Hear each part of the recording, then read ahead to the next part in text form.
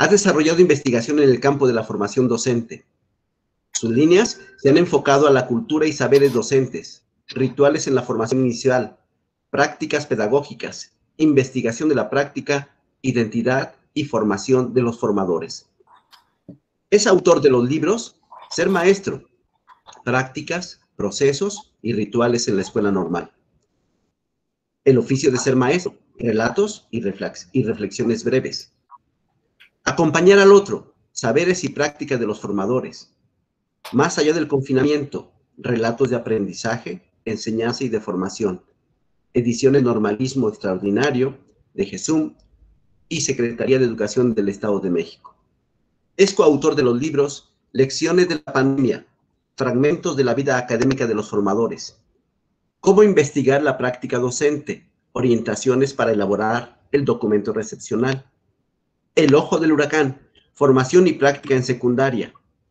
El Informe Nacional sobre Formación Inicial de Docentes en Pedagogía de la Inclusión y en Competencias para el Siglo XXI en América Latina, patrocinado por la UNESCO en 2017. Es responsable e integrante de la Red de Investigación, Formación Docente y Trayectorias Académicas, conformada por docentes de Guerrero, Querétaro, Campeche, Chiapas, Nayarit y Estado de México. Y es pertinente mencionar que esto es solamente una síntesis de todo el trabajo académico que el doctor Eduardo ha realizado. Sin más, maestro, le damos la más cordial bienvenida. Muchísimas gracias por su orientación. Adelante. Gracias. Muchas gracias a todos ustedes. Bienvenidos a esta sesión de más que de como una charla que quiero hacer con ustedes para poder compartirles un poco cómo y de dónde se construyeron las modalidades y cómo están prescritas para poder desarrollarse ahora en el plan de estudios que ustedes están desarrollando en la licenciatura en inclusión educativa. Me da gusto saber que todos o la mayoría ya, espero que más bien hayan sido todos, hayan regresado y estén bien con sus familias, así como lo decía el doctor Francisco. Finalmente uno se reencuentra en estos espacios y a veces hay algunos que ya son ausentes y se nos quedaron en el camino por múltiples circunstancias y otros que seguimos y nos volvemos a reencontrar en estos espacios que se han convertido en, digamos, en la opción que nos ha unido a pesar de las distancias, y son estas salas virtuales de aprendizaje colectivo y el aprendizaje que además trasciende espacio, lugar, tiempo y distancia. Entonces, por esa razón, me da mucho gusto volverlos a encontrar a cada uno de ustedes en esta ocasión. Y efectivamente, me pidieron que pudiera yo trabajar un poco con ustedes todo este asunto de las modalidades de titulación. Como bien lo decía la doctora Mago, las modalidades de titulación que existen ahora para todos los planes de estudio 2018 son las mismas que están prescritas para los planes de estudio 2012, ya ahorita ya en su etapa de salida o de conclusión, y fueron elaboradas, pues les voy a poner rapidito en contexto, por un servidor y Carmen Jaimes, en aquel entonces también estaba la doctora Ofelia Ángeles, y un grupo como de 25 o 30 profesores de distintas escuelas normales que estuvimos trabajando alrededor de 6 o 7 meses para poder definirlas y para poder generar el documento que en el caso del 2012 se constituyó en el documento de orientaciones académicas para las modalidades y que nos obligó un poco a precisar de qué se podría tratar cada una de ellas en el ámbito de ese nuevo plan de estudios que fue el 2012 y la malla curricular con todo lo que esto implicaba. Y que ahora efectivamente es que se hizo el cambio curricular y que se extendió a todas las licenciaturas que se ofrecen a través de las distintas escuelas normales del país. Estas modalidades aplican ahora sí tanto ya no solamente a preescolar y primaria, sino también a todas las licenciaturas de educación secundaria en sus diferentes especialidades, educación física, educación telesecundaria y por supuesto inclusión educativa. Entonces, un poco el ejercicio que voy a hacer sintetiza la historia de su construcción, lo que hemos encontrado a lo largo de estos años de aplicación y la manera en cómo estas se vuelven a refrendar y se convierte en opciones que el estudiante tendrá que elegir. Ojalá esto les sea de mucha ayuda. Voy a ser muy puntual en la exposición. Ya la tiene la doctora Mago para que se las haga llegar a cada uno de ustedes, porque la idea es que tengamos más tiempo para dialogar, más que yo exponer. Ahí les van entonces las consideraciones. Ya estaba yo señalando que estas modalidades obviamente aplican ya para todos los planes y programas de estudio 2018 de las diferentes licenciaturas, que las modalidades de titulación en sí mismo requieren que el estudiante le dedique un cierto tiempo, que no es un tiempo de curso, no es un tiempo de que esté prescrito formal en la visión esa que tenemos de la malla curricular en los espacios, sino que es un espacio, digamos, el tiempo de dedicación del estudiante es en contraturno y distinguible de los cursos que componen cada uno de los semestres y que requieren que este chico le dedique alrededor de 4 horas a la semana, porque esas 4 horas acumuladas durante los 3 semestres que duran las modalidades en su acompañamiento, sexto, séptimo y octavo semestre, garantizan un cierto tiempo de dedicación y la culminación de un trabajo que al último le va a otorgar al estudiante alrededor de 10.25 créditos. ¿Por qué me interesa mucho destacar esa primera parte de que son horas de dedicación por parte del estudiante?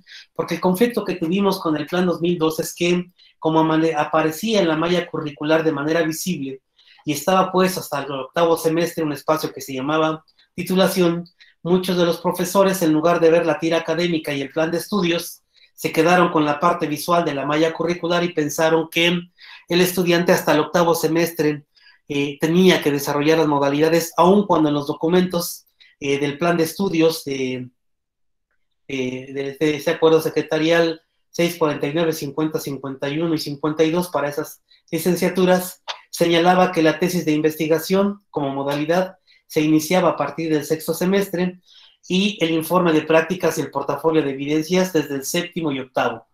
Y, digamos, visualmente los profesores de repente nos quedamos solamente con el espacio que estaba en la que se conoce como malla curricular y pocos se habían dado cuenta de que era una actividad que no era un curso, sino un espacio en el cual el estudiante tenía que dedicarle.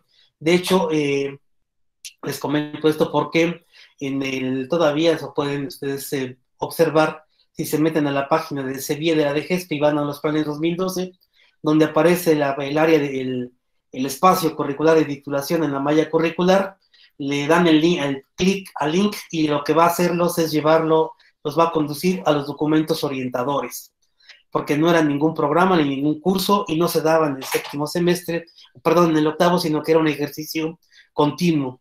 Esto libra un poco esas ideas de que tenemos pensadas de repente algunas escuelas, de que tenemos que tener 4 horas de asesoría porque son 4 horas de trabajo mías. No, son 4 horas de dedicación del estudiante, que tienen que ser acompañadas por el docente. Y este docente tendrá que establecer una estrategia de asesoría y acompañamiento para su desarrollo a lo largo de los 3 semestres. También esto nos libra un poco de esta idea de que nos pasó en varios lugares del país donde los profesores pedían que una especie de compensación por más horas de trabajo, toda vez que se pensaba que eran cursos, y en algunas entidades incluso se llegó a solicitar que a nivel estatal una cantidad estratosférica de horas de asignación para poder desarrollar estas actividades. Y lo que no se había entendido eran que eran asesorías, y la asesoría implica un trabajo de acompañamiento que puede ser no necesariamente presencial, está diversificado en términos de las actividades que tiene que desarrollar el profesor como asesor, ¿no? Como el trabajo de asesoría, y que no eran cursos en términos de tiempo específico en el marco de la malla curricular, tal como se prescribe, ¿no? El otro asunto es que ahora las modalidades todas inician a partir del sexto semestre, a diferencia del plan 2012, y que las opciones de titulación siempre van a depender del interés de los estudiantes en torno a cada una de ellas. Y este interés obviamente está asociado también a la pretensión que tenga el estudiante con respecto a las razones por las que elige tal o cual modalidad. De allí que todas ellas, no importa cuál, desarrollan y fortalecen competencias y unidades de competencias en el marco de la formación y en el perfil de egreso del estudiante, y focalizan temas o ejes temáticos que sirven para poder documentar una parte del proceso de adquisición de determinados tipos de saberes por parte del estudiante. Por esa razón, esos temas se van a vincular tanto a lo que acontece en la formación en la escuela normal, como a los procesos de análisis, reflexión e interpretación derivadas de las distintas experiencias que se tienen en el ámbito de la docencia. Regálame la que sí. Es importante señalar esto porque de manera concreta, cuando se estuvo trabajando en las modalidades, nos quedaba muy claro que estas modalidades se iban a desarrollar sí y solo sí los estudiantes echaban mano de los distintos tipos de aprendizaje que habían ido adquiriendo a lo largo de cada uno de los semestres en el marco de los trayectos que conforman la propuesta curricular para su formación. De tal modo que, aun cuando no exista un curso, dos o tres cursos de metodología, que esa era una observación que hacían los colegas que estaban trabajando la tesis, el asunto es que la tesis se sostiene no solamente por un curso que habla de cuestiones de enfoques de la investigación o de bases teórico-metodológicas de la investigación, sino tiene herramientas para la investigación, sino se sostiene a partir de los múltiples ejercicios prácticos que los estudiantes van desarrollando a lo largo de su formación. Y en este caso, mucho de las técnicas de acopio para poder analizar y para poder interpretar la información están, digamos, siendo trabajadas desde el trayecto de prácticas a partir de los primeros semestres. Y eso nos daba como una idea muy clara de que no se trata de formar a un investigador, sino se trata de echar mano de los recursos de la investigación para poder ampliar los horizontes de conocimiento. Va a haber un caso específico y ahorita lo voy a explicar por cada una de las modalidades y del vínculo que tienen con los espacios curriculares, porque nos parecía importante señalar primero que ninguna modalidad, digamos, podría ser mejor que otra, y cada modalidad se construye siguiendo un conjunto de recursos y parámetros que, de acuerdo con el tipo de contenido que se trabaja y el tipo de producto que se vaya a generar, requiere que el estudiante eche mano de este tipo de conocimientos. Por eso esta idea de que el estudiante ha ido avanzando a lo largo de su formación.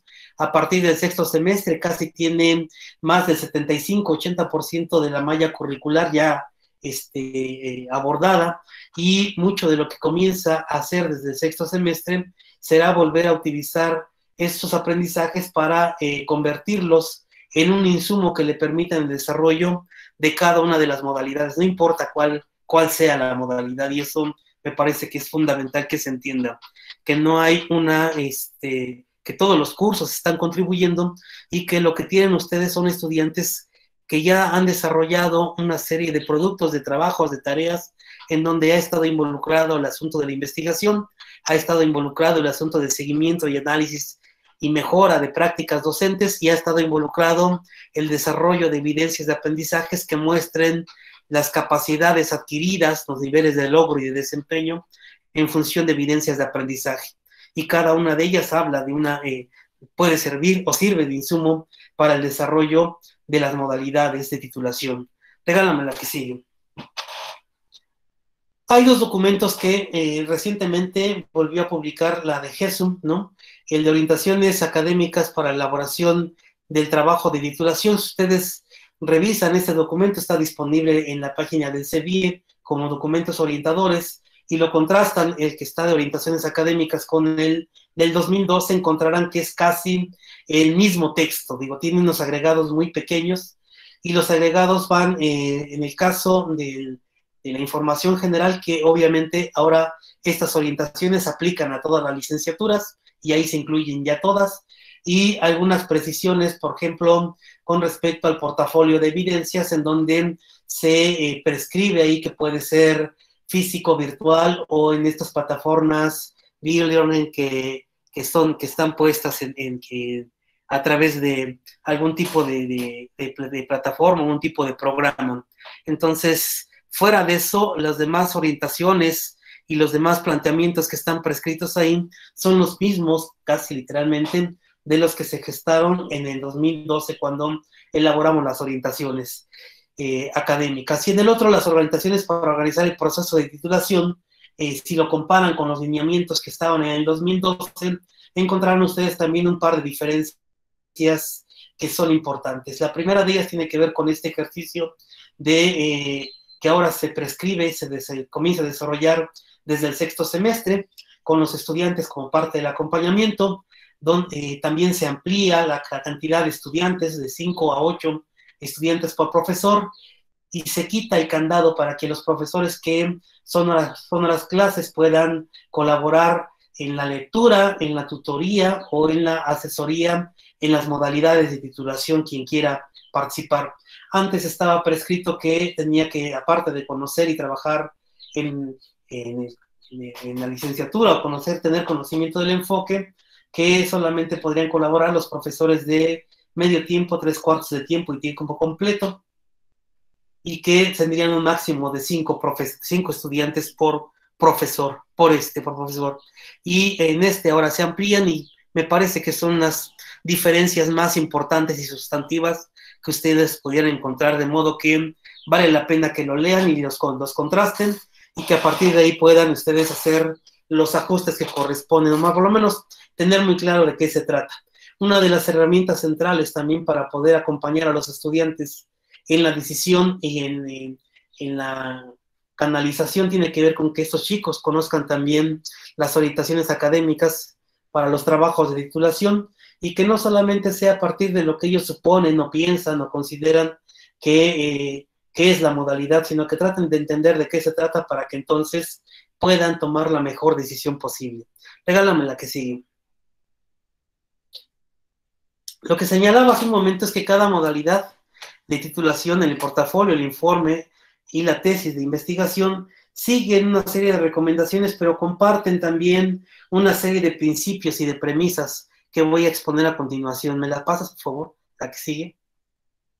Porque yo decía que cada modalidad se va a desarrollar de acuerdo con las capacidades y el desarrollo de competencias que los estudiantes han tenido, tanto en el ámbito de su formación en la escuela normal como en las escuelas de práctica, y que las modalidades de alguna manera están entrelazadas tanto con las competencias genéricas como con las profesionales, y que éstas se han podido desarrollar porque en los cursos que componen la malla curricular, esos se han estado pidiendo que los estudiantes elaboren evidencias en las que han estado poniendo en juego su capacidad para investigar, su capacidad para poder obtener información, procesar y analizar información, para reflexionar, para poder generar productos concretitos que sirvan para la toma de decisión y para la intervención, de tal modo que si uno revisa lo que han estado haciendo los estudiantes desde el primero hasta el octavo semestre, tanto en el proyecto de bases teórico-metodológicas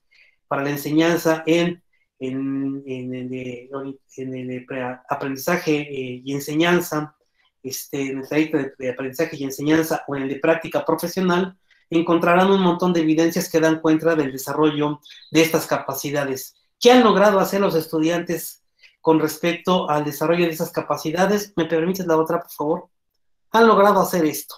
Han desarrollado capacidades para reflexionar, analizar, tematizar, problematizar, argumentar, construir explicaciones, solucionar problemas, innovar, elaborar diseños pedagógicos o tecnológicos. Es decir, el estudiante, si ustedes revisan el tipo de evidencias que tienen, muchas de ellas tienen un fuerte componente investigativo, otras tienen un componente de intervención, otras tienen un componente de desarrollo de capacidades asociadas a evidencias de producto, de desempeño, y que muestran su nivel de logro, y que a partir de ahí los estudiantes también han podido desarrollar sus conocimientos tanto conceptuales, metodológicos, técnicos, instrumentales. Es decir, no hay espacio curricular en la malla en el que el estudiante no esté haciendo cosas semejantes.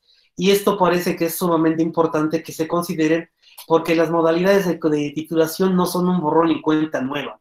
Es decir, el profesor que reciba estudiantes tiene que partir de la idea y de la premisa que el estudiante sabe escribir, sabe identificar problemas, sabe reflexionar y analizar sobre los problemas, puede hacer indagaciones, puede organizar información, puede rastrear información, Y en ese sentido, entonces, si pensamos en las modalidades, estas son las capacidades que se requieren para desarrollar no solamente la tesis, sino también el informe o el propio portafolio de evidencias como modalidad de titulación. Por eso insisto que no hay un borrón y cuenta nueva, y que de repente la observación que se sigue haciendo de que es necesario tener muchos cursos de investigación, porque si no, no va a poder hacer investigación, nos ha llevado mucho a pensar en una serie de premisas y ideas. La premisa más fuerte y la más básica es que yo puedo tener 4 cursos de metodología y aún así no hacer investigación, es decir, de repente la parte teórica y técnica no se puede desarrollar hasta que no el sujeto enfrenta la necesidad de producir, generar o aplicar conocimiento. Y eso es muy diferente a tomar cursos de metodología. Por eso hay muchos cursos en donde nosotros tomamos cursos de metodología y luego cuando queremos hacer realmente investigación, ya no sabemos cómo plantear un problema, cómo recabar información, con qué tipo de recursos, y entonces nos complican la vida, su desarrollo. Entonces, estos son los elementos que están puestos detrás y que vale la pena que los vayamos considerando. Pásame la que sigue, por favor. Por eso decía yo que en cada modalidad se va a elaborar, así está sugerido, de acuerdo con una serie de recomendaciones, criterios y pautas teórico-metodológicas, y requieren obviamente la asesoría que va a involucrar a distintos tipos de profesores independientemente de los cursos y los trayectos en los que ejerzan la docencia. Esto quiere decir básicamente que, a diferencia de lo que estaba sucediendo con los planes anteriores, en estos 2012, el profe que lleva prácticas no necesariamente es el que asesora la modalidad de titulación. Y el asesor puede ser cualquier profesor que contribuya o que esté colaborando en la malla curricular. Incluso en algunos casos, es la situación de lo que se prescribió en el 2012, si había estudiantes que tuvieran un interés temático muy específico y ese profesor no estuviera en la escuela normal, o no en la licenciatura, podría recurrir a profes de otra licenciatura o incluso de otra institución, porque a partir de ahí se va a poder generar una especie de intercambio. Hay casos muy concretos, podría citarles uno recientemente, bueno, que conozco muy de cerca, pues, donde profesores de otras licenciaturas están apoyando a chicos de, por ejemplo, de preescolar o primaria, ¿no?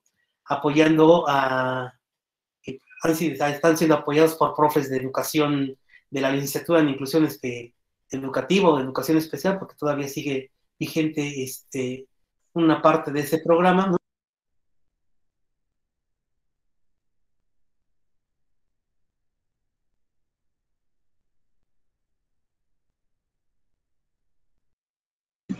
Maestro Eduardo, tiene apagado su micro. Hola, ¿no me habían escuchado nada? No, apagó su micro. Ahorita. Fueron segundos nada más. Es que yo no lo apagué, no le metí la mano. Se me apagó solo o alguien me lo apagó porque yo no he movido nada, mis dedos están en mi plumita.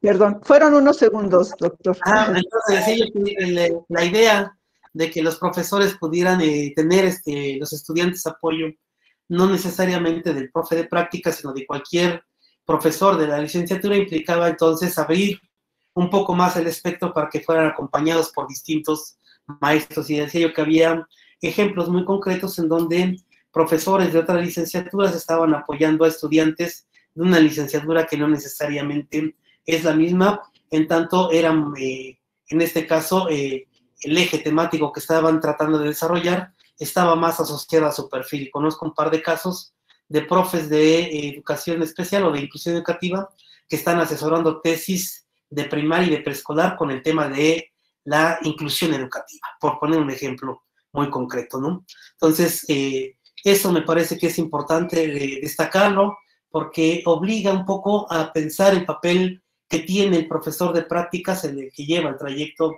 o los cursos de prácticas, y distinguir que, a diferencia de como estaba prescrito, este profesor no está obligado a acompañar a los estudiantes en la elaboración de su documento de la modalidad de titulación, y que entonces el asesor va a provenir de cualquier lugar.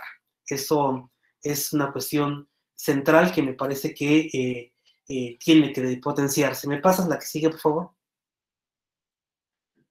Obviamente, en cada modalidad el estudiante va a realizar un ejercicio de sistematización de su proceso de formación que le va a permitir organizar, seleccionar, discriminar, contrastar muchos tipos de información y evidencias recabadas durante su formación y que, yo he de ser insistente, siguen siendo insumos para el desarrollo de cada una de las modalidades que el estudiante va a desarrollar. Entonces, por eso, cuando se plantearon las modalidades de titulación, se pensó también en que la pertinencia de cada una de ellas estriba en su finalidad y en lo que el estudiante pueda lograr y hacer con cada una de estas en el marco de su formación. Pásame la que sigue.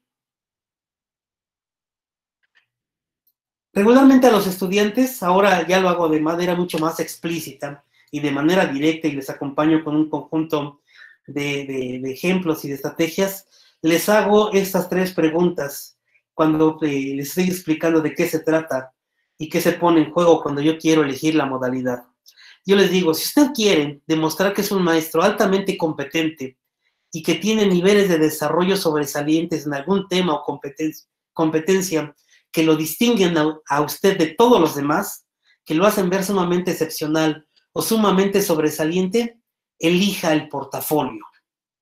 Si yo quiero demostrar que soy muy bueno y tengo evidencias, el portafolio es mi opción.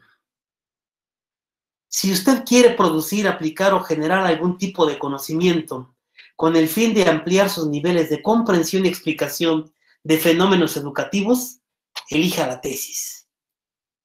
Es decir, si usted tiene como pretensión el conocimiento, ampliar ese horizonte de conocimiento, utilizar recursos de la investigación para generar nuevas formas de explicar y comprender fenómenos educativos, elija la tesis. Pero si usted quiere intervenir para transformar su propia práctica, asumiendo una perspectiva crítica y reflexiva de su docencia, elija el informe. Entonces, a los estudiantes se las planteo así de frente y directo, porque me parece que es una cuestión que tiene que ayudarlos a tener muy claro qué distingue cada una de las modalidades y entender que no hay modalidad de primera, segunda o tercera. Son 3 modalidades con finalidades diferentes y cada una de ellas se elabora con un nivel de complejidad bastante fuerte, ¿no? Bastante riguroso, porque requiere que el estudiante eche mano de conocimientos teóricos, de conocimientos empíricos, de sus propias experiencias de aprendizaje, que eche mano del análisis, de las capacidades para poder analizar y tratar información y que pueda producir textos específicos. Eso quiere decir también que ninguna de las 3 modalidades se desarrolla si no es a partir de la generación de un tipo de producto escrito, que no está determinado en función de la cantidad de hojas, sino en función de lo que pretenda demostrar. Y en ese sentido, entonces, vale la pena considerar que el portafolio de evidencias, al igual que la tesis o el informe de prácticas, es un texto que se escribe y que puede llevar, porque hay ejemplos, ¿no? Desde las 70, 80 cuartillas hasta las 200. Depende de lo que el estudiante quiera hacer y cómo quiera explicar lo que ha aprendido, o cómo quiera documentar lo que ha indagado o lo que ha investigado, o cómo quiera evidenciar lo que ha transformado de su propia práctica. Y ahora sí, ahí les va modalidad por modalidad. Pásame la que sigue. Si van a compartir la presentación, ya la tiene la maestra, mi querida colega. La tesis consiste en la elaboración de un texto que sigue pautas teórico-metodológicas sugeridas por las distintas perspectivas o tradiciones en investigación, cuya finalidad es aportar formas de explicación y comprensión de los fenómenos educativos. Y aquí dirán ustedes, ¿de dónde sacamos esta idea? La sacamos de una cuestión bien sencilla, de un análisis y revisión acerca de lo que se produce y está validado en el campo de la investigación educativa. Entonces revisamos lo que propone el CONACYT, lo que establecen organismos como el COMIEN, lo que proponen las universidades como tesis de investigación o proyectos de investigación, y a partir de ahí encontramos que había 2 grandes tradiciones que a lo largo de la historia han ido acompañando el asunto de la generación y aplicación del conocimiento. Un tipo de investigación más apegada al método científico, que puede desarrollar proyectos de investigación experimental, cuasi experimental, asociado también a las ciencias duras y que utiliza como único método el método científico, con algunos desajustes específicos de acuerdo a las áreas disciplinarias, pero llevan la misma lógica. Es un tipo de método deductivo que pone en el frente las teorías y trata de comprobar a través de los ejercicios de indagación con base en hipótesis bien formuladas, ¿no? Si aquello que se está tratando de demostrar se puede hacer a través de la investigación o a través de la indagatoria. Y hay otro gran enfoque, a ese enfoque le llaman, o tradición le llaman galileano, es investigación científica, experimental, ¿no?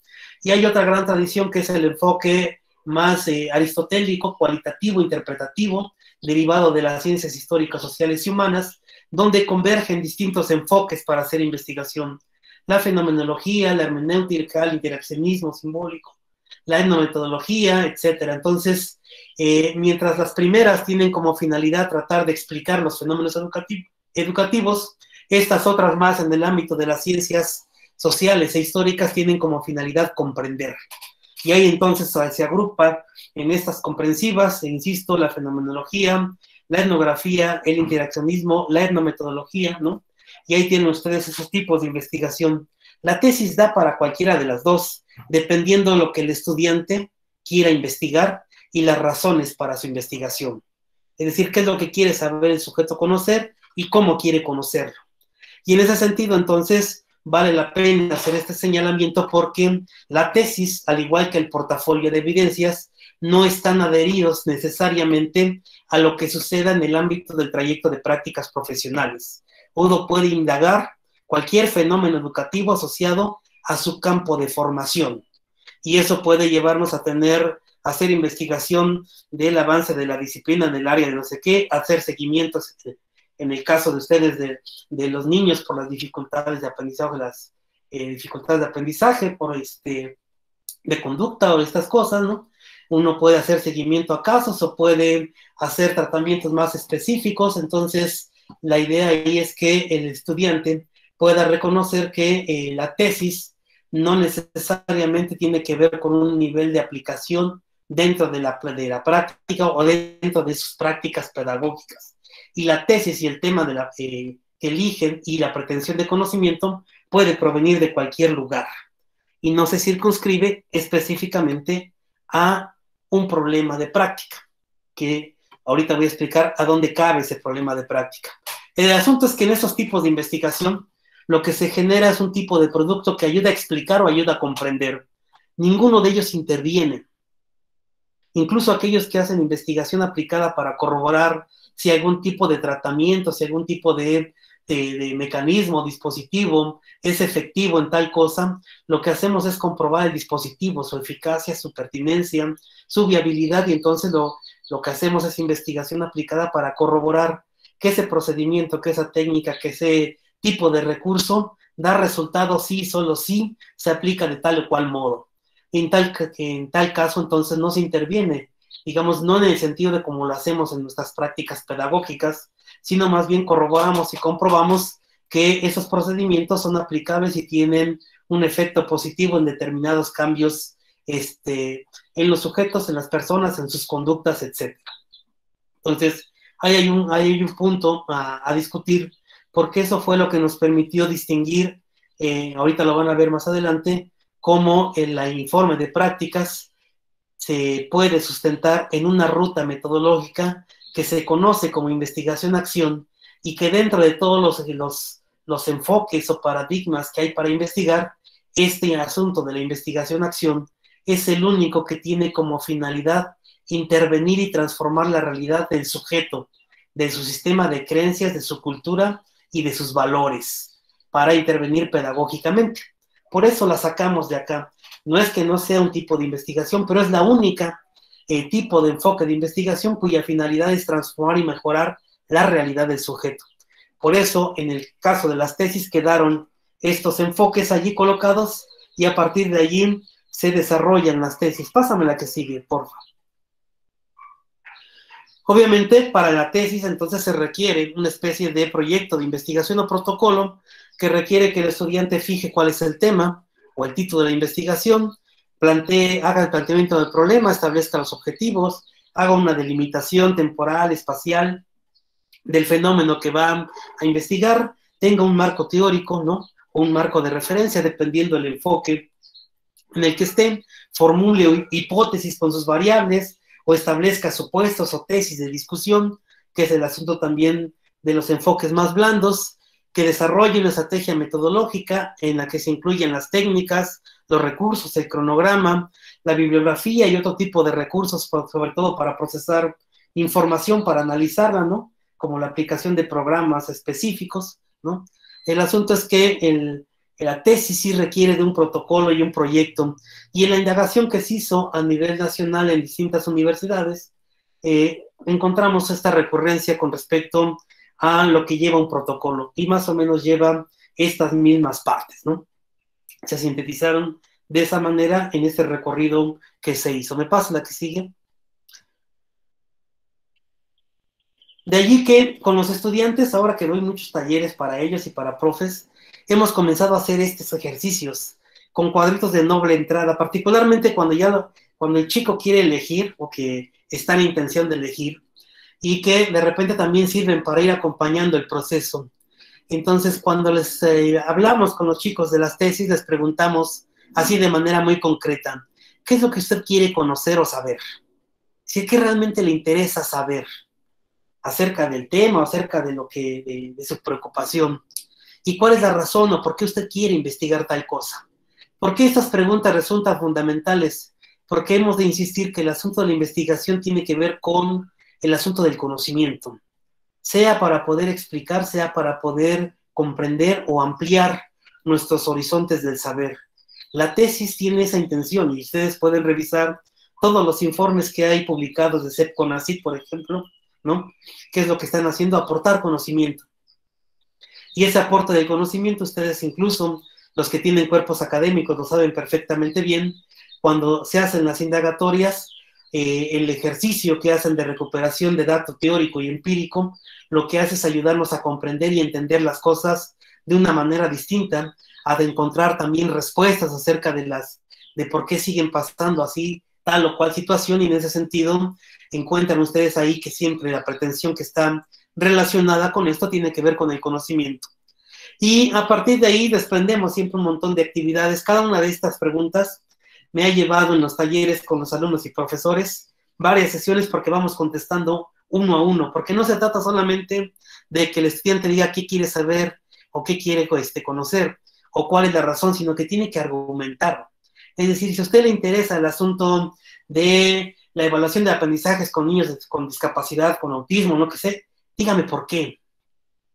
Dígame cuál es la razón para saber por qué usted quiere saber y cuál es, digamos, por qué su trabajo puede ser pertinente y relevante.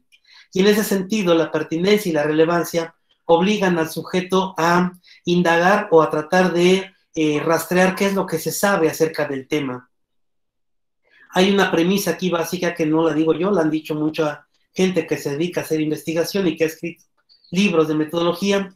Uno conoce a partir de lo ya conocido, es decir, no voy a poder ampliar el horizonte de conocimiento si no sé qué se ha dicho y qué se sabe del tema. Y en ese sentido, entonces, uno siempre se para, ¿no? Un poco en los hombros de lo que han investigado los otros, y a partir de allí trata de generar nuevas explicaciones o nuevas comprensiones de los fenómenos educativos. Entonces, cada una de estas cosas requiere una tarea diversificada, distinta de lo que el estudiante tiene que hacer. Pero la primera pregunta es central, ¿no? Y eso si el estudiante está pretendiendo investigar, lo que tiene que saber es qué quiere investigar y por qué quiere investigar. ¿Por qué quiere hacer una tesis? Pásame la que sigue, por favor. Eso es diferente, por ejemplo, al informe de prácticas, en donde, tal y como está prescrito en los documentos, se trata de un documento que se realiza a través de un ejercicio analítico reflexivo, de un proceso de intervención que el estudiante desarrolla durante periodos de práctica de intervención en las escuelas, y en donde la finalidad es mejorar y transformar su propia práctica. Este informe de práctica, como bien lo saben ustedes, se los acabo de comentar, se sustentó en el marco de las modalidades a través del método de investigación-acción.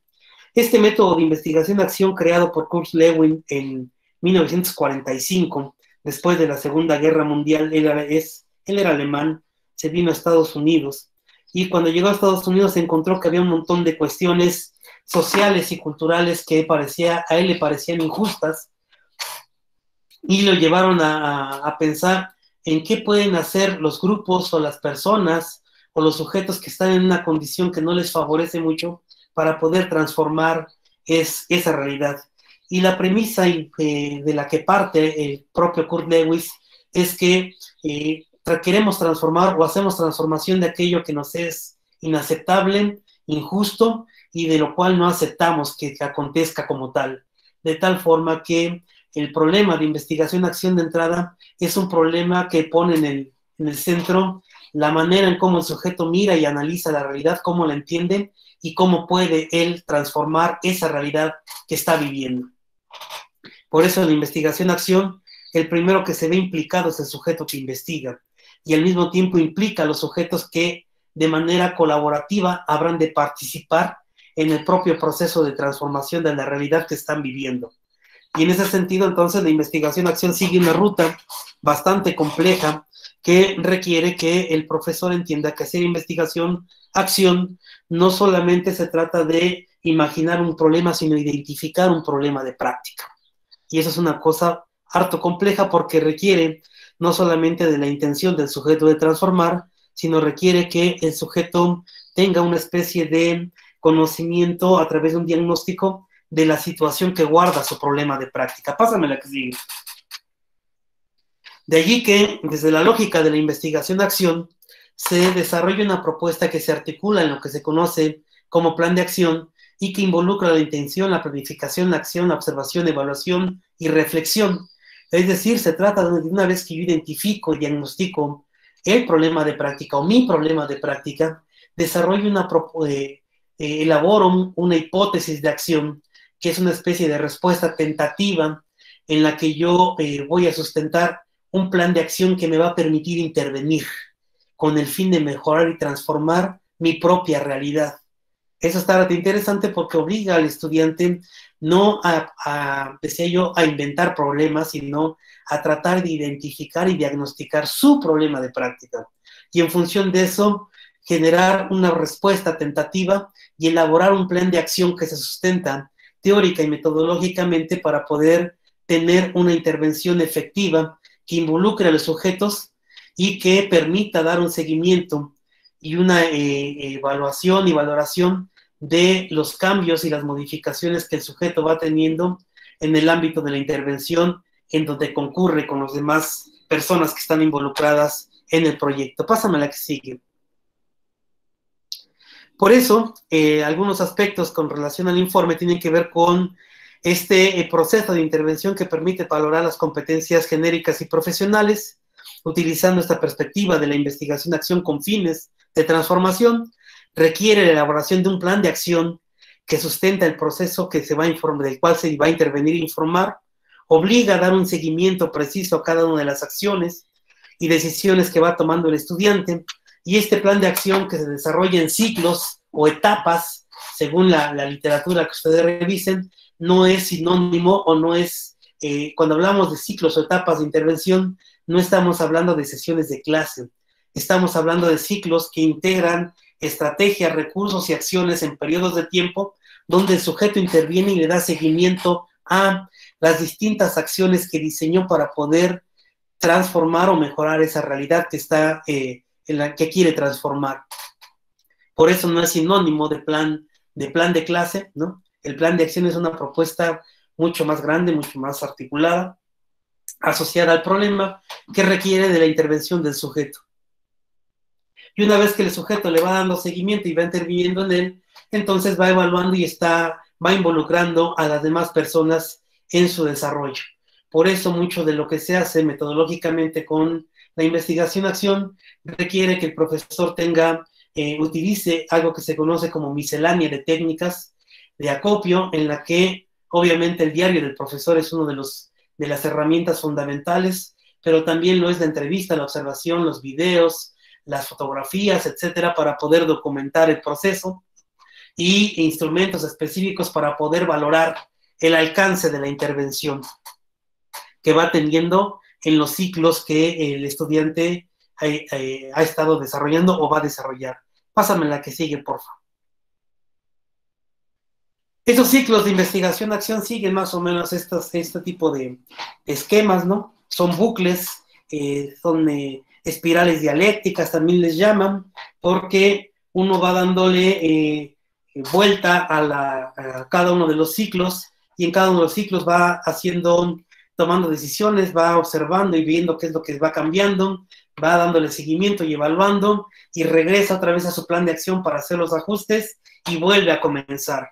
Y entonces el estudiante lo que hace aquí es utilizar el plan de acción como su herramienta teórica, metodológica y didáctica que permite sustentar una intervención que conduce a la transformación de su propia práctica. Pásame la que sigue.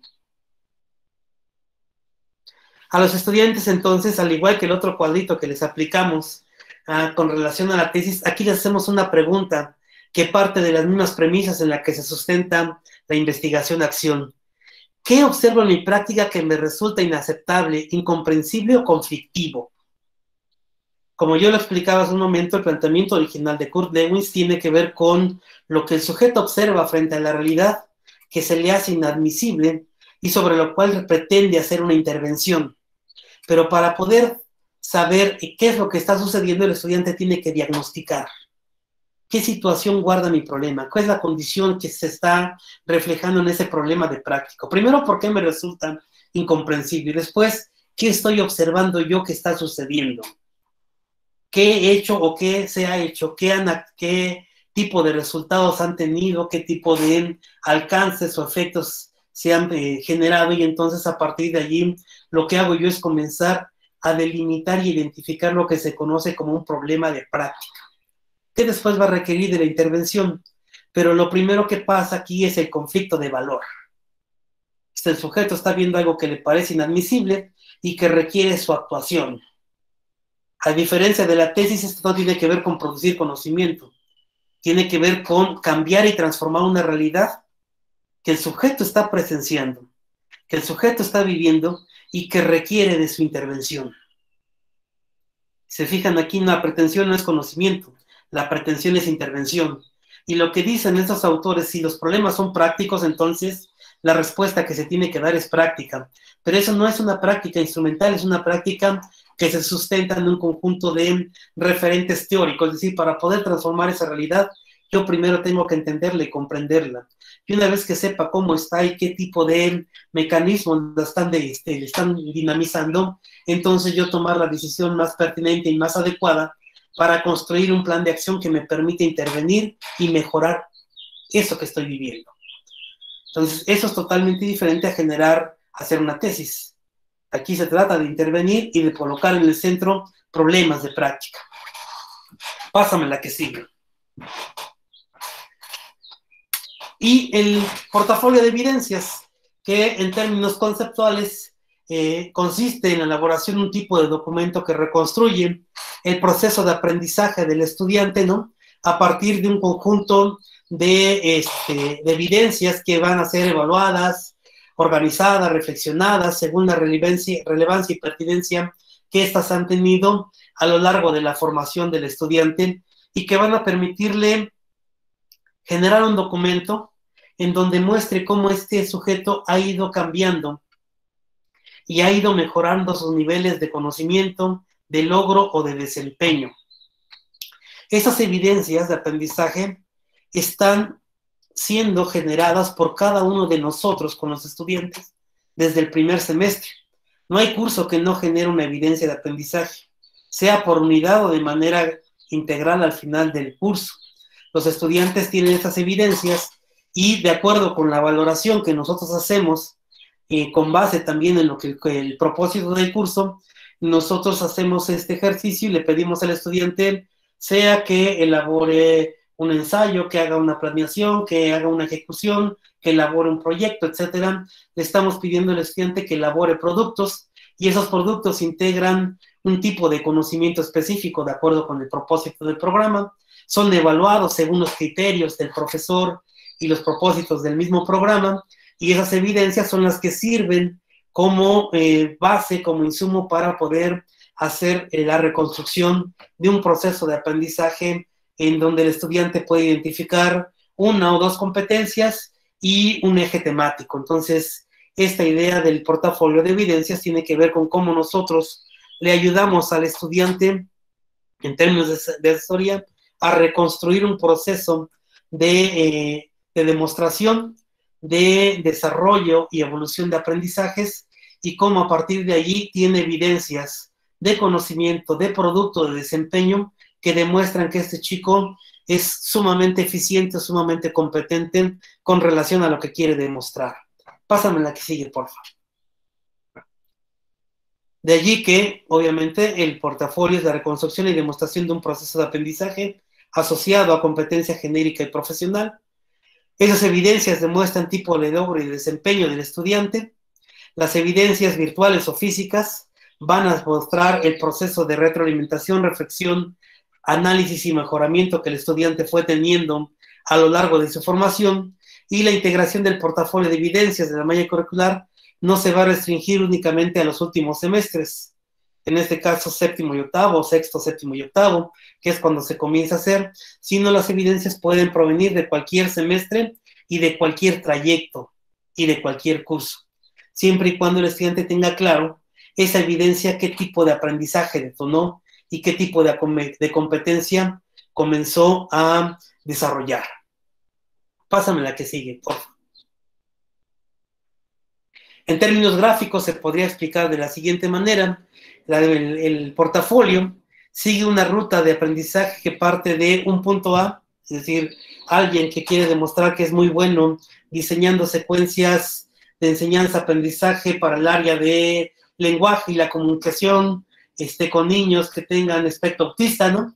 Y que tiene, y que se encontró desde el primer semestre, cuando vieron lenguaje y comunicación, elaboró su primera evidencia, donde se dio cuenta que el enfoque de prácticas sociales del lenguaje puesto en el ámbito de algún tipo de discapacidad o de trastorno implica que el profesor comienza a pensar de otra manera el currículum, el enfoque, etcétera, y a lo mejor ahí lo dejó puesto en un ensayo, y esa es una evidencia que tiene y que puede recuperar para poder demostrar que en algún momento se dio cuenta, o comenzó a darse cuenta, que diseñar una secuencia didáctica, elegir materiales y hacerse efectiva en la enseñanza de la lengua para niños con tal, se da o comenzó a desarrollarse cuando ella se dio cuenta, o cuando ella elaboró una evidencia en donde identificó que no es lo mismo enseñar el enfoque para niños regulares o niños que no tienen problemas, para niños que enfrentan algún tipo de barrera para el aprendizaje o tienen algún tipo de discapacidad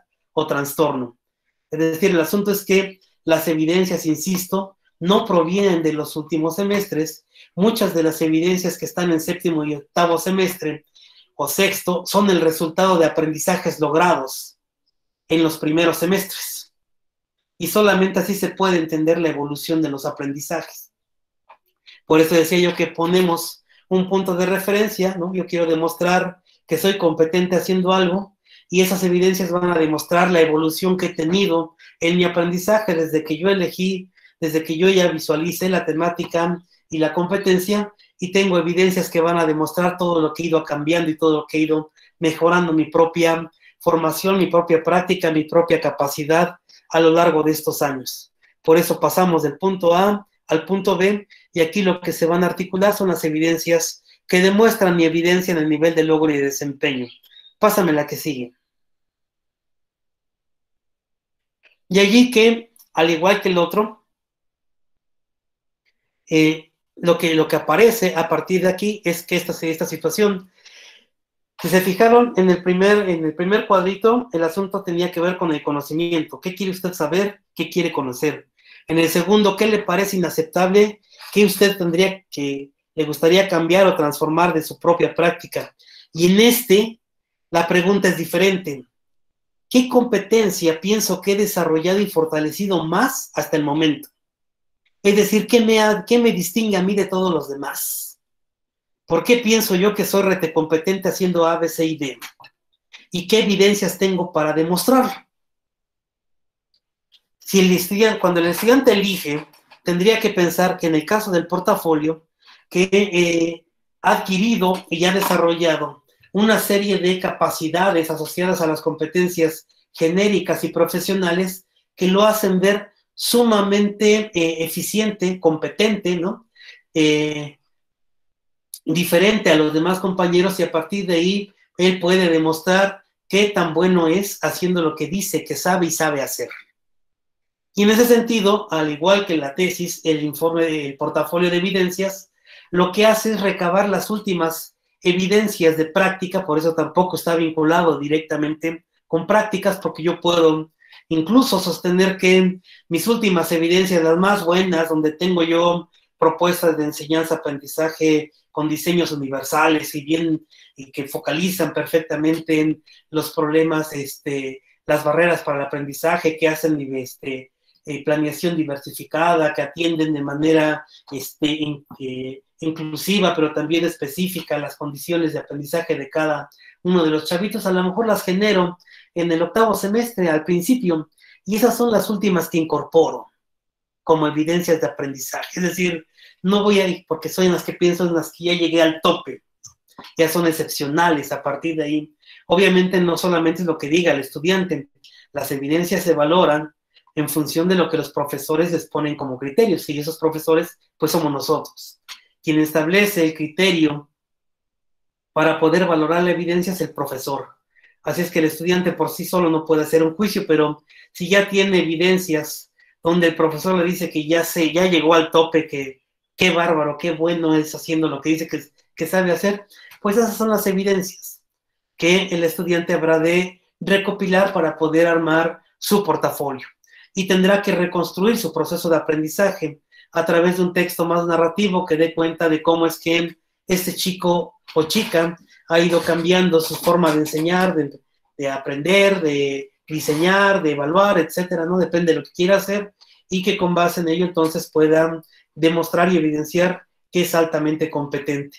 Y esa reconstrucción requiere que el estudiante también eche mano de los recursos teóricos, porque tiene que argumentar la evolución de su aprendizaje con base en la evidencia, pero también con base en lo que entiende que aprendió conceptual, teórica y pedagógicamente, y entonces va a elaborar o a convertir esto en un texto que permita de alguna manera desentrañar la evolución del aprendizaje que tuvo en un periodo de tiempo.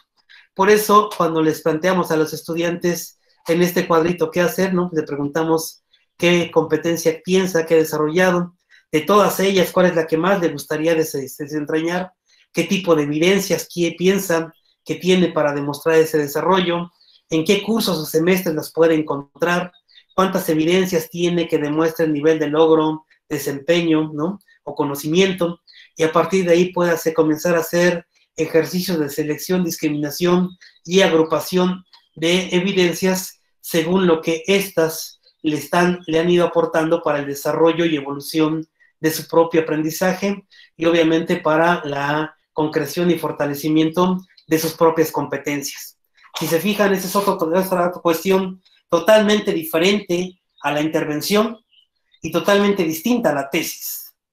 Es un ejercicio que pone en el centro al sujeto y hace que ese sujeto reconstruya todo su proceso de aprendizaje en torno a un tema o a un par de competencias o que él piense que ha desarrollado y que lo hacen ver sumamente competente con relación a los demás.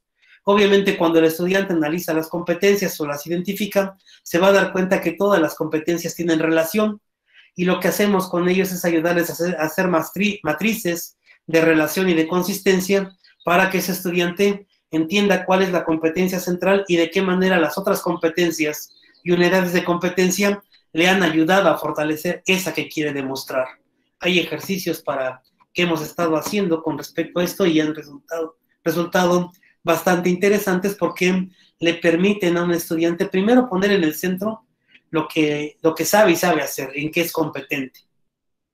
Y también nos ha llevado un poco a ayudarles a los estudiantes a explicar esta idea de que no se trata que identifiquen la competencia en la que están más mal, no se trata de que muestren un desarrollo competente en aquello que consideran que han desarrollado de manera muy sólida. Y eso los haga ver y nos ayude a entender cómo es que estas capacidades se han ido fortaleciendo a lo largo de su formación y cómo antes del momento de egresar, ese estudiante ya tiene un tipo de capacidades consolidadas para el ejercicio de la profesión que va a desarrollar, ¿no? Esa es la idea del portafolio de evidencias y en ese sentido eso es lo que distingue de las otras dos modalidades, ¿no? Porque una, insisto, se enfoca a la producción, generación y aplicación de conocimiento y esta necesidad de incrementar el saber. La otra se enfoca a la transformación y mejora de la práctica y esta última se enfoca a la demostración de desarrollos y capacidades de alta competencia en términos del nivel de logro y de desempeño por parte del estudiante. Así están diseñadas las tres modalidades de titulación y esto es lo que básicamente las distingue. Obviamente de ahí se desprende este uso diferenciado de muchos tipos de aprendizaje que el estudiante ha tenido, como lo ven en esta presentación, y ya con esto cierro, ¿no? Que el estudiante no ha dejado de observar, no ha dejado de entrevistar, no ha dejado de documentar sus experiencias, no ha dejado de elaborar diseños, no ha dejado de ser evaluado y contrastado por el profe de las escuelas, en este caso de los servicios de educación especial, sea USAER o sea CAM, no ha dejado de elaborar y dar seguimiento a sus propias intervenciones, no ha dejado de indagar y de buscar respuestas más innovadoras a los problemas que se le han estado planteando. Entonces el estudiante ha generado infinidad de tipos de texto y ha echado mano de ellos para poder documentar su propia experiencia, sea por la vía de los informes, las fotografías, los videos, ¿no? Y los textos que él mismo va generando a través de sus diarios del profesor o los reportes anecdóticos que él tiene o sus registros de observación. Entonces, eso me parece que puede ayudar a entender de que en este asunto de las modalidades, insisto, echa mano de los aprendizajes y del tipo de productos y herramientas que ha estado usando el estudiante a lo largo de su formación. Y eso es lo que nos lleva a sostener de que el profe que lo recibe en sexto, séptimo y octavo no parte de cero, parte de que ya saben todo esto. Y es ahí donde la asesoría entra en juego, porque el profesor tendríamos que ser muy cuidadosos en términos de cómo le vamos pidiendo al estudiante que vaya incorporando esos saberes para ir generando los productos que se requieren, ¿no? En el caso de la tesis, el protocolo, por ejemplo, para el sexto semestre, en el caso del informe, la definición del problema de práctica y el plan de acción, si es que se llega hasta allá, o en el caso del portafolio de evidencias, la identificación de la competencia y la temática y la primera selección y discriminación de evidencias de aprendizaje que permitan después hacer la reconstrucción. Eso depende de cómo lo estemos trabajando y de cómo queramos acompañar a los estudiantes a partir de este semestre, que es donde comienzan básicamente todas las unidades de aprendizaje. Pues listo, colegas. Espero haber sido muy puntualito, muy concreto, sinteticé la historia de las tres modalidades y los ejemplos que de repente me han llevado en algunas entidades hasta convertirlo en diplomado, pero aquí en una sesión está bueno. Maestro, doctor, muchísimas gracias, de verdad. Sin duda, una conferencia que marca una pauta muy significativa precisamente para las alumnas que están en este proceso de su trabajo recepcional y sobre todo en este momento que a nosotros nos permite, en lo particular, empaparnos de una nueva perspectiva de trabajo que favorecerá precisamente a estas docentes y a estos docentes en formación. Seguramente existen muchísimos cuestionamientos que les voy a agradecer que en este momento sean tan amables en compartir. La maestra Margarita Maceda Jiménez nos hará el gran favor de externar algunos comentarios que tenemos seguramente en el chat, y si alguien tiene algún cuestionamiento particular, le agradeceré algún comentario, le agradeceré que por favor levante la mano para que podamos externárselo al doctor Eduardo. Por favor, adelante, maestra Margarita. Sí, así es, creo que ha quedado muy clara porque no tenemos hasta el momento preguntas por el chat. Sin embargo, sí les pedimos que quien tenga alguna duda, abra su micrófono, por favor, para que sea directamente la conversación con el doctor. o vayan escribiendo también. Pueden ir escribiendo lo que Es que no se animaron a escribir, doctora. Buenos días. es que nunca les dijeron que escribieran, pueden escribirlo. Sí, se les estuvo comentando, pero no lo escribieron, entonces. Buenos Tenemos días, la participación de Rocío Acosta. Adelante, maestra Rocío, por favor. Gracias, maestro. Pues un gusto siempre escucharlo, como siempre. Puntualmente, nos podría compartir sobre, en este proceso de la virtualidad, sobre la observación virtual, por ejemplo, ¿no? Gracias. Ok. Bueno, digamos, te lo podría asociar más como a quizá dos modalidades de titulación. Tómalo como una herramienta, en términos de que la observación en sí misma es una técnica de acopio de información. Y si tú pudieras pensar en que necesitas hacer un trabajo de tesis donde requieras documentar prácticas de enseñanza con niños que tienen algún tipo de, no me cuentan, discapacidad, o con profesores que están acompañando a estudiantes en escuelas regulares, entonces tú tienes la posibilidad de recuperar a través de no diría como de la observación virtual, porque realmente lo que haces es como lo que estamos haciendo ahorita. Tú presencias en pantalla, en tiempo real, lo que está sucediendo, incluso puede quedar grabado como está sucediendo justamente ahorita, y una vez que termine todo esto, poder transcribir o describir lo que aconteció allí. Hay algo muy importante en términos de la técnica de acopio de información relacionada con la observación. La observación lo que te hace es generar un tipo de producto que se llama registro ampliado, y es un registro que describe lo acontecido. Es decir, cuando yo observo, el producto que se genera con esa técnica es un texto descriptivo de lo que dicen y hacen o las acciones que realizan los sujetos en determinado lugar. No sé si me explico. La idea es que ustedes tienen que tener muy claro que como técnica de acopio, la observación es una herramienta para documentar de manera descriptiva lo que dicen, hacen y los intercambios que tienen las personas. Entonces, piensen un poco si desde aquí, esto que están observando ustedes, les permite tener una escena completa de lo que está aconteciendo. La respuesta es no, ¿estamos de acuerdo? Tendríamos que ver una clase, digamos, virtual, o ver una exposición. Entonces, yo sí creo que tienen que pensarle con mucho cuidado cómo la van a ocupar, dado que la técnica en sí misma y el instrumento como que se requiere, es que yo utilizo la técnica de observación para poder describir lo que dicen y hacen las personas en determinados escenarios y contextos, las formas en que interactúan, los desplazamientos que tienen, etcétera, etcétera. No digo que no se pueda, yo lo que digo es que alguien puede decir que va a grabar la clase, ¿no? Y el profesor va a poner, proyectarse aquí, como si yo quisiera el pizarrón, dar mi clase y entonces ver si yo en esta clase que estoy dando, ¿no? Me interesa documentar si tengo claro cómo iniciar con los estudiantes un tema nuevo, qué tipo de preguntas les hago, cómo utilizo mi intercambio con ellos para ver si indago los saberes previos. Es que depende de lo que ustedes quieran hacer. La técnica en sí misma no les va a resolver si no tienen claro el para qué. Y lo que yo digo es que, de entrada, si alguien utiliza la técnica de observación, tiene que tener muy claro que esa técnica de observación es una herramienta y un recurso para poder documentar lo que dicen y hacen las personas en contextos específicos y las interacciones que se gestan.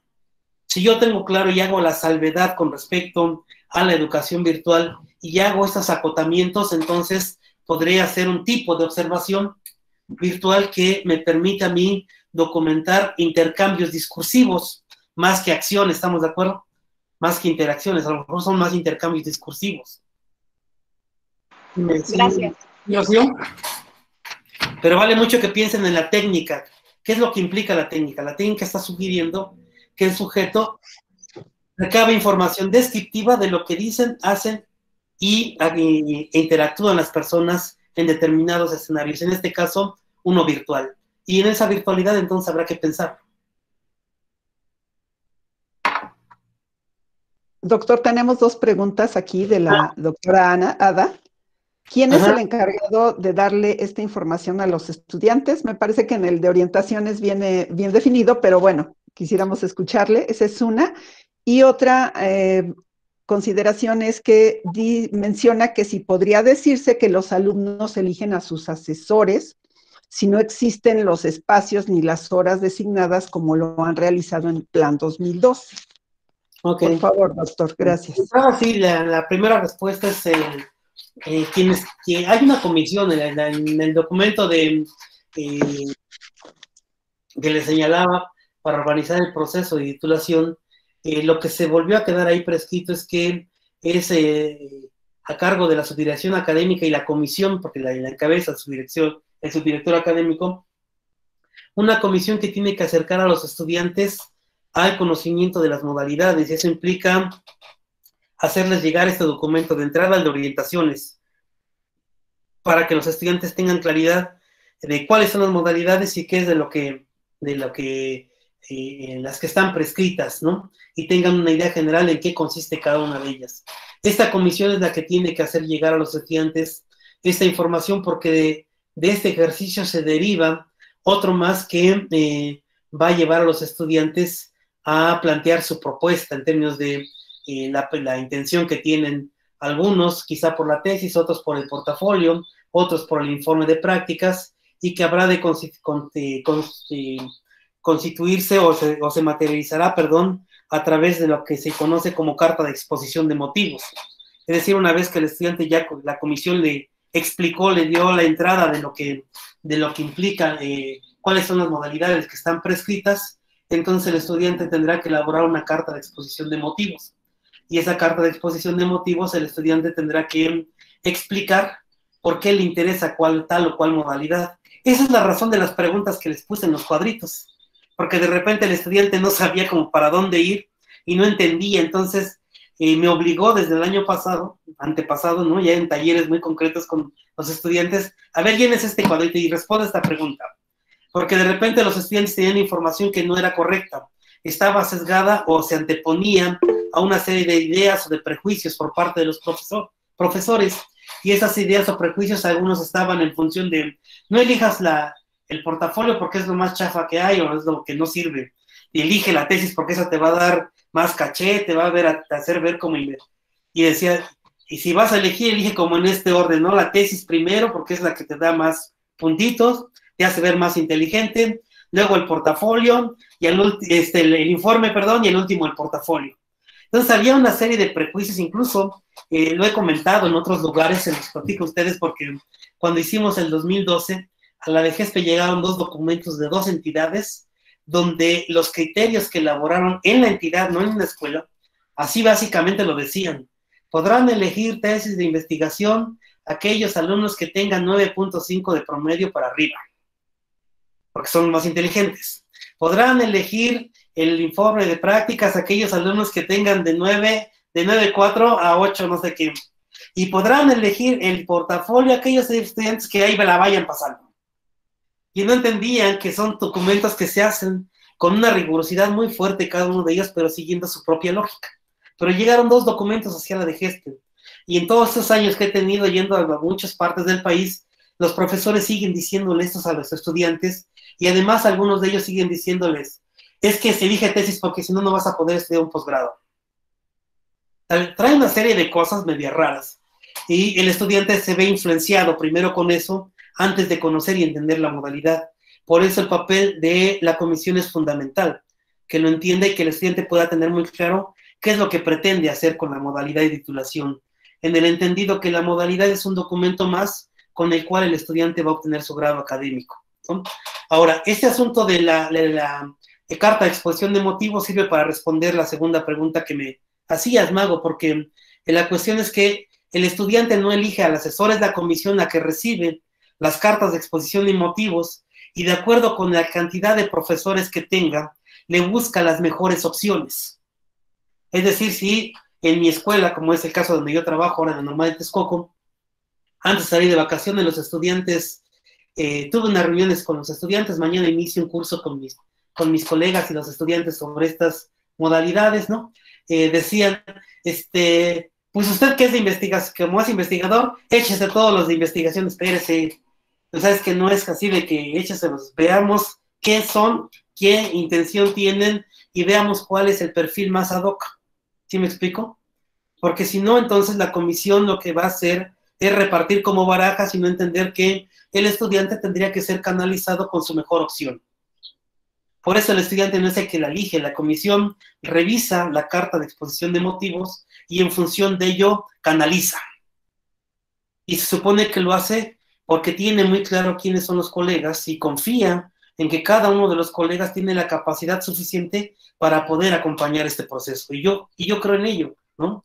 Los que están ahí o los que vamos a estar involucrados de alguna manera, tenemos un cierto tipo de recursos que nos van a permitir acompañar a los estudiantes. Y en ese sentido, entonces, el estudiante tiene que entender, así como lo van planteando aquí en las preguntas, que la cuestión es que el tiempo que le dedique el asesor, en este caso yo, ¿no? Seguramente esta semana ya comenzaré con los que me van canalizando, me va a obligar a mí a destinar un par de horas a la semana para poder armar una estrategia de acompañamiento, de asesoría a lo largo de lo que resta de este sexto semestre. Y sea quienes me canalicen, yo voy a tener que hacer un espacio para que estos chicos sean acompañados por mí y ellos realicen las tareas y le dediquen el tiempo que corresponden a su desarrollo. De tal forma que si a mí me dicen, a usted le va a tocar el asunto dirigir a 3 o 4 estudiantes de tesis, entonces yo primero me voy a reunir con ellos, voy a analizar su carta de exposición de motivos, voy a ver qué es lo que quieren saber y conocer, y en función de ahí tendré que comenzar a desprender tareas. Estas que les decía que son muy sencillas, a ver, usted quiere conocer esto, pero ¿qué sabe acerca de este tema? Y entonces vaya y investiguen, vaya y revisen. Entonces le voy a pedir que haga fichas, le voy a pedir que rastree, le voy a pedir que busque, que vea si hacen preguntas semejantes a las suyas, a partir de ahí que vuelva a hacer sus propias preguntas, que recuperen situaciones de práctica relacionadas con esto como un fenómeno o como un tema, objeto de estudio, indagar, y entonces le plantearé tareas. Y la tarea implica entonces que el asesor diseñe un plan de trabajo que me parece que lo tenga que acompañar, ¿no? Entonces, por eso decía que con esto trato de responder a la otra pregunta, porque lo que está prescrito ahí es que como no son horas de curso, no son horas que se asemejen a un curso, sino son horas de asesoría, son horas que requieren que un profesor, cualquiera que sea el asesor, destine un par de ellas para ir dándole acompañamiento a los estudiantes. A lo mejor en algún momento va a trabajar de manera colectiva, a veces lo va a hacer de manera individual, lo hará en función de los avances de los estudiantes. Eso no lo sabemos porque depende de lo que el estudiante vaya haciendo. Lo que sería muy grave es que le pidiéramos al profesor estudiante que a fuerzas tenga dos días, 2 horas o 4 horas a la semana, 2 y 2, y que los tenga que estar justificando que está 4 horas cuando el asunto de cualquier modalidad requiere más del avance del sujeto.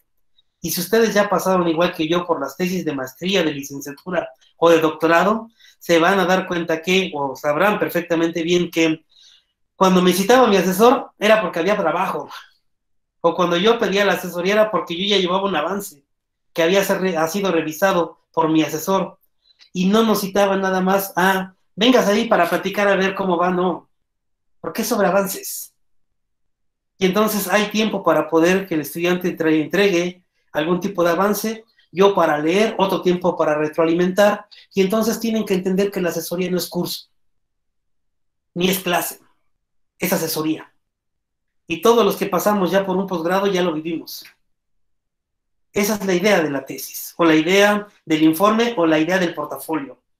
Son asesorías que requieren planes de trabajo con actividades concretas de los estudiantes que habrán de desarrollar en lapsos de tiempo programados. Creo que eso es lo que te podría decir en función de estas preguntas que veo aquí, ¿no? Sí, sí, doctor.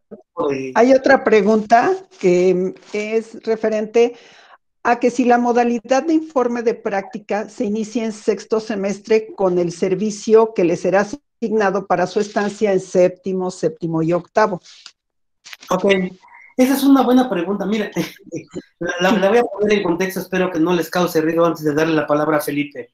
O no sé si Felipe quiere hablar, pero se las voy a poner en contexto. Y la razón por la que en el Plan 2012, tanto el informe de prácticas como el portafolio de evidencias se iniciaban en el sexto y en el séptimo semestre, era justamente porque había ciertas condicionantes. La primera de ellas tenía que ver con la cuestión de la continuidad y la permanencia. Regularmente, como están planteados en el trayecto de práctica los bloques, ¿no? El trayecto de prácticas está sugiriendo que séptimo y octavo se desarrollen en un mismo espacio escolar, en una misma escuela, por ponerlo, porque desarrollas la intervención en 2 periodos largos, uno de 8 semanas y otro de 16 semanas, ¿estamos de acuerdo? Y entonces, en ese tiempo, era suficiente para que el estudiante pudiera identificar el problema y tuviera continuidad en la escuela. Ahora, con este cambio curricular, se consensó que todas empezaran desde el sexto semestre, así lo sugirieron los compañeros que estaban coordinándoles de secundaria, porque pensaban que no les iba a dar tiempo. Y yo lo que les he dicho en función de eso es lo siguiente. Primero, no confundan el servicio social con el informe de prácticas. Y no confundan el servicio social con los periodos de prácticas del trayecto. Es decir, el servicio social se cumple en función de las semanas que están asignadas en el séptimo y octavo semestre. Si ustedes hacen la contabilidad del número de semanas y el número de horas, en séptimo y octavo semestre se completan las 480 horas. El sexto semestre propiamente es un plus, si ustedes lo ven así, que no necesariamente valida lo del servicio social. Pero bueno, ya puedo comenzar a contar horas desde el sexto semestre y hasta el octavo y sacar con suficiencia el servicio social, porque el servicio social tiene otra intención. El servicio social, yo lo que hago es asegurar una cierta cantidad de horas de práctica que me permita a mí obtener un documento que libere mi servicio. Y entonces tenga yo un documento que acredite que cumplí con lo que la ley establece para. Ahora, eso es diferente a los periodos de práctica de sexto, séptimo y octavo, ¿estamos de acuerdo?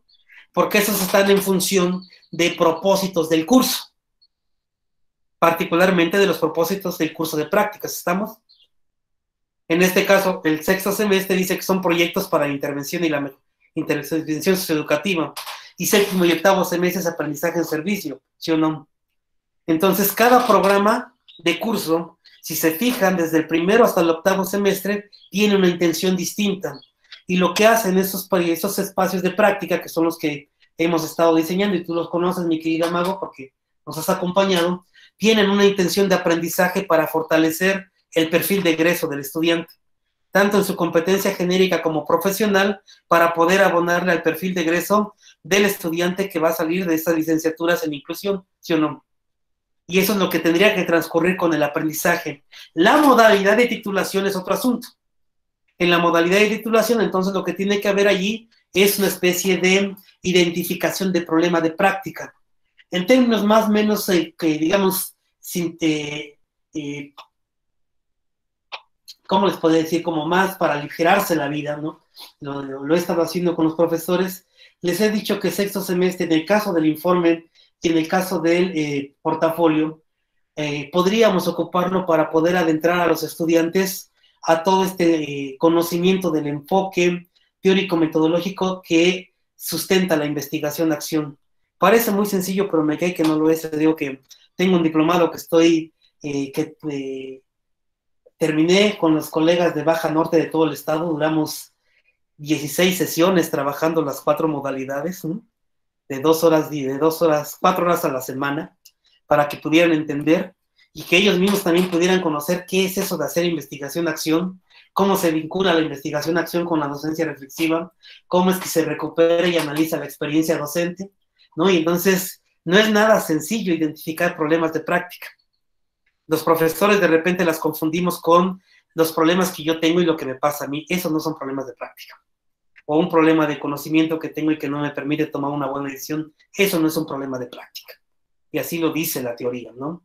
Entonces hemos enseñado a los profesores y les hemos planteado que vale la pena aprovechar este tiempo para trabajar con el estudiante el enfoque de la investigación-acción, hacer revisión de algunos trabajos más serios, más sistemáticos, de lo que implica hacer investigación-acción, hacer ejercicios de identificación de problemas de práctica, para que cuando inicie séptimo y octavo semestre, de volada se lancen a identificar problemas y puedan desarrollar el trabajo, pues, del informe en estos 2 semestres. Y da tiempo perfectamente bien, créanme, da perfectamente bien tiempo, porque ya voy a tener una base teórica y metodológica y técnica trabajada ya en el 6º semestre.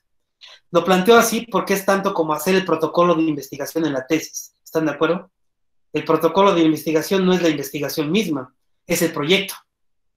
Y entonces yo requiero del proyecto como herramienta o instrumento para desarrollar investigación. Todos los que hemos hecho alguna tesis alguna vez de licenciatura, maestría y doctorado, lo primero que te piden es el proyecto. Y entonces vulgarmente parimos chayotes tratando de identificar el problema, delimitar el problema, buscar el referente teórico, la metodología más pertinente. Eso es lo que nos pasa, ¿estamos de acuerdo? Y entonces tardamos hasta 12 meses en hacer el puro proyecto de investigación. Aquí la idea es que si yo tengo 6 meses para hacer un protocolo, podría tener 6 meses para habilitar al estudiante en todo el conocimiento y el enfoque de la investigación-acción, en las variantes que hay, en hacer ejercicios para que cuando le toque ingresar al 7º semestre, se vaya de filo. Pero si se fijan, eso no tiene nada que ver con el servicio social, ¿estamos de acuerdo?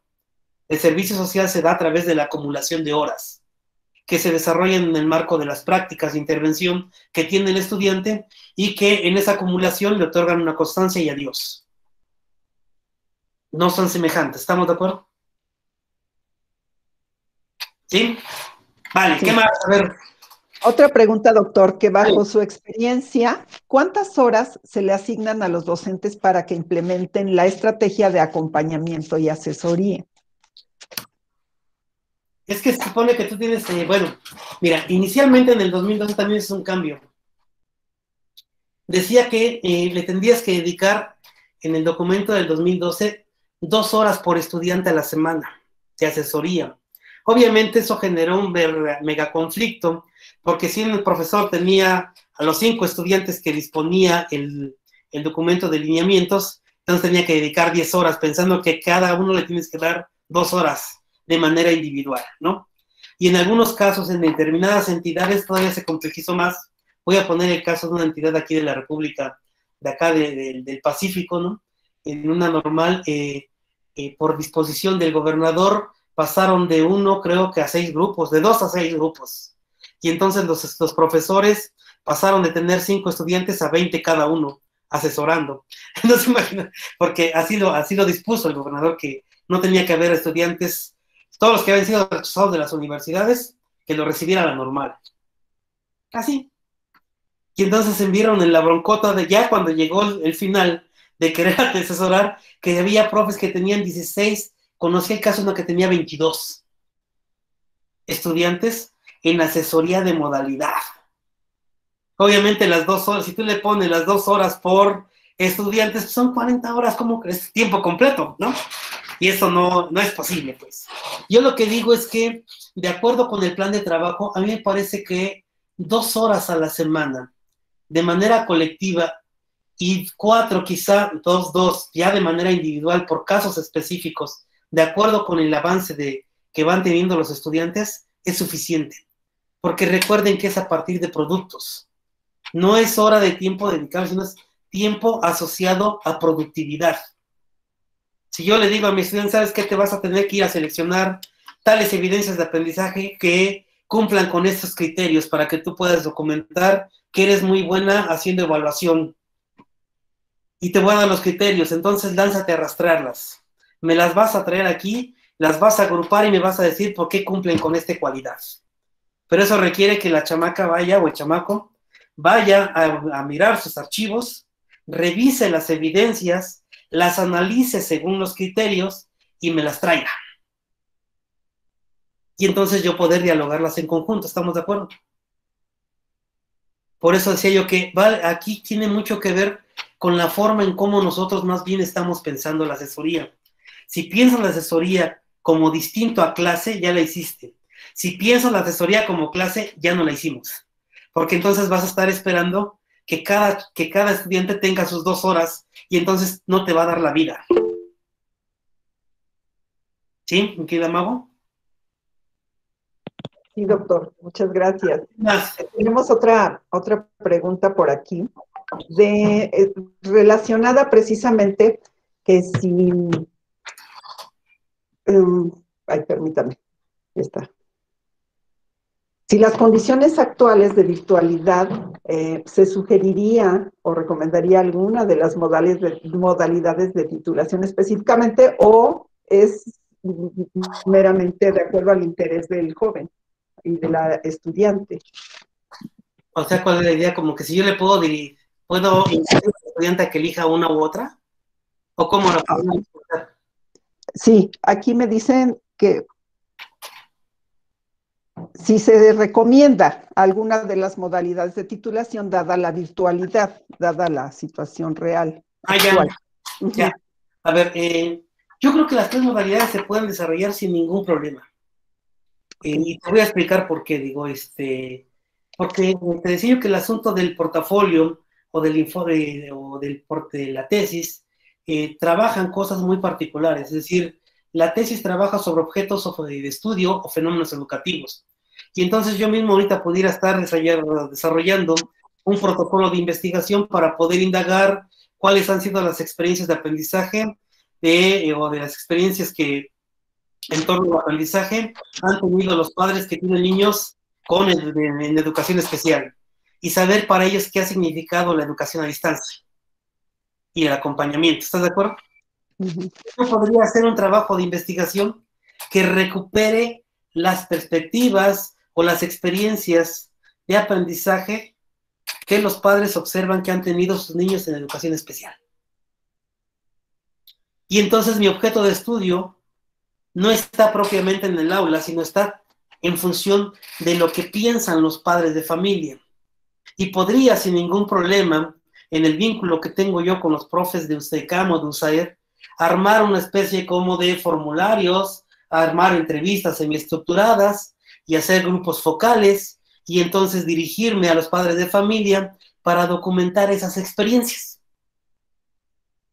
¿Sí me explico, mi querida Mago? O sea, eso no te obliga necesariamente a que estemos ahí y la virtualidad no te lo va a impedir, porque entonces yo sí puedo hacer una reunión como esta, una entrevista con grupo focal, con una especie de entrevista semiestructurada de manera muy concreta, de acuerdo con el objeto de estudio. Si tengo claro que voy a documentar experiencias de aprendizaje desde la perspectiva de los padres de familia que tienen niños en USAER o en CAM, ya tengo muy claro mi objeto de estudio, y entonces sé qué es lo que necesito indagar. ¿Estamos de acuerdo? Y entonces no requiero, y lo puedo hacer perfectamente bien. Incluso si yo quisiera desarrollar propuestas de enseñanza, aprendizaje y de acompañamiento como profe de USAER, ¿no? En las escuelas de educación regular, y haz de cuenta que en este vínculo que tengo con el profe de apoyo y a su vez con el profe de educación básica, acerca de algunos apoyos y de recursos para didácticos o de acompañamiento para generar diseños universales de aprendizaje para favorecer los aprendizajes de estos niños que están en esta condición, y mi vínculo es con el profesor y las decisiones que tomamos y el tipo de resultados que dan.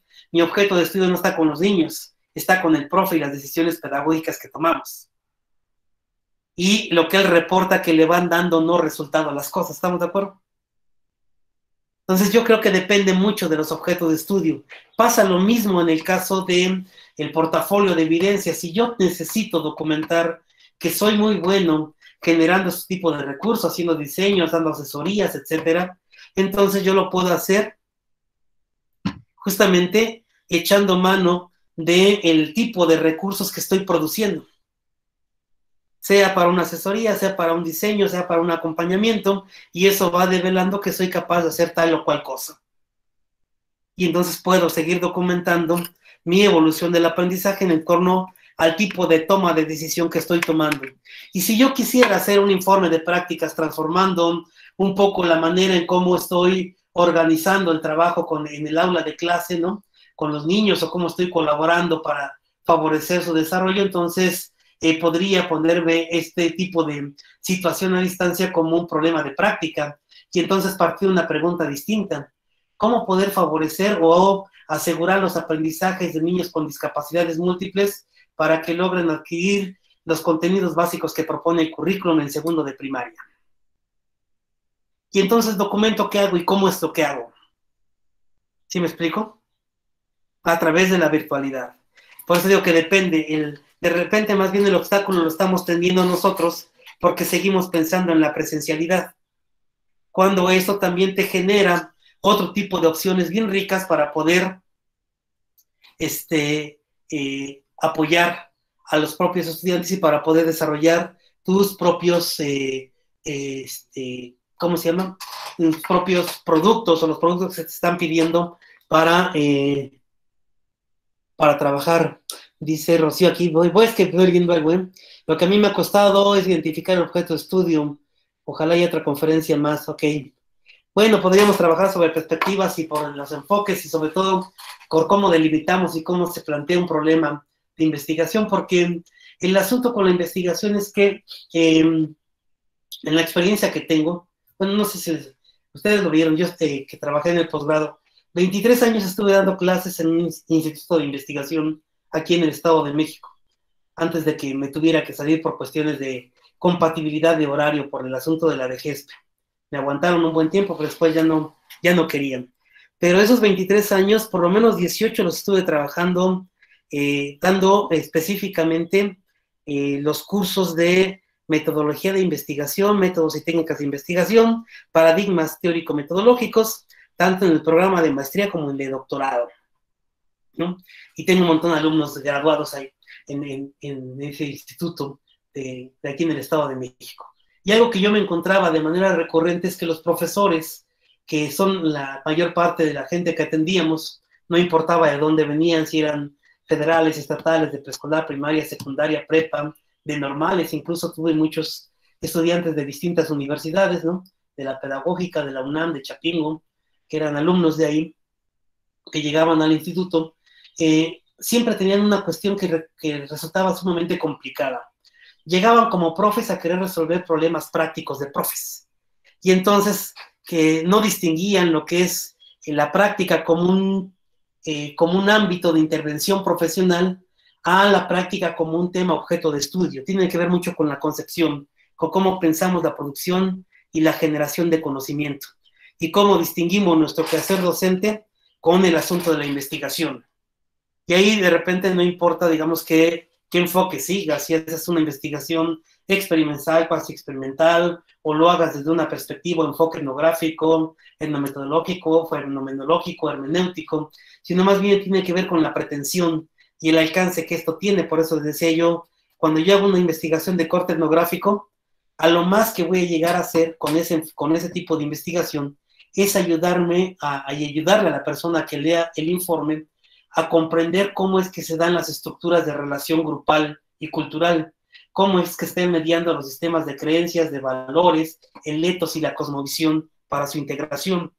Si yo hago una investigación de corte fenomenológico, lo que voy a hacer es ayudarle al sujeto a que entienda el sentido y significado que le dan las personas a su mundo de vida inmediato, a la forma en cómo entienden su realidad y la manera en que conciben esa realidad.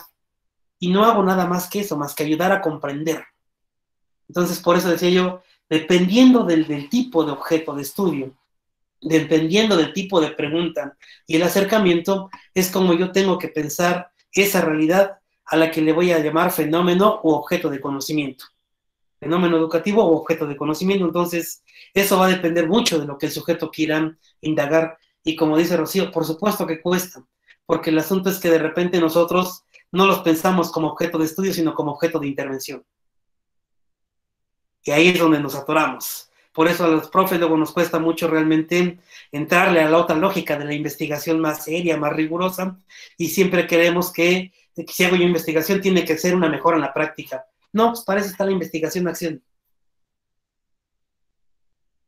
Y tenemos que tener muy claro. Etnografía no hace intervención en la práctica, ni fenomenología, ni interaccionismo simbólico. ¿Estamos? ¿Qué más, mi querida Mago? Pues ya no tenemos preguntas en el chat. No sé si alguien quiere hacer una directamente, abriendo su micrófono. Ya casi llegamos. Antes de que se nos vaya el doctor Mercado, estamos gestionando una permuta con la normal de Texcoco, ¿les parece, compañeros del BINE? Podríamos armar unas estancias, ¿no? Unos intercambios. Sí, un intercambio, doctor. ¿Alguna otra pregunta, compañeros? Vamos a armar unos intercambios. ¿Alguna pregunta, colegas? ¿Ninguna? Pues, Francisco Javier, si nos hicieras favor entonces de ir cerrando, por favor. Gracias. Claro, muchísimas gracias, doctor, de verdad. Un placer y una delicia escuchar su conferencia, su plática y sobre todo la enseñanza que deja para un servidor. Antes de darle la palabra a nuestra directora, me permito agradecer la compañía de los docentes de las demás instituciones, de la plantilla de la licenciatura en Inclusión Educativa del BINE, a nuestras queridas alumnas, por supuesto, muchísimas gracias.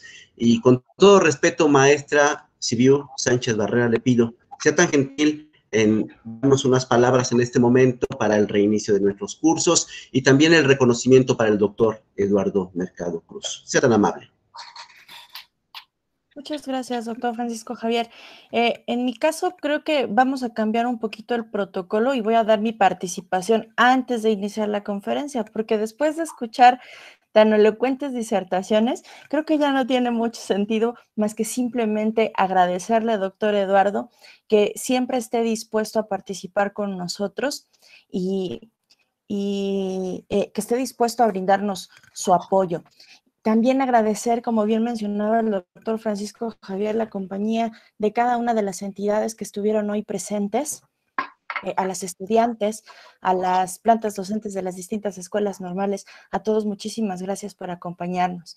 Y si me permiten, voy a dar lectura a la constancia de participación del doctor Mercado.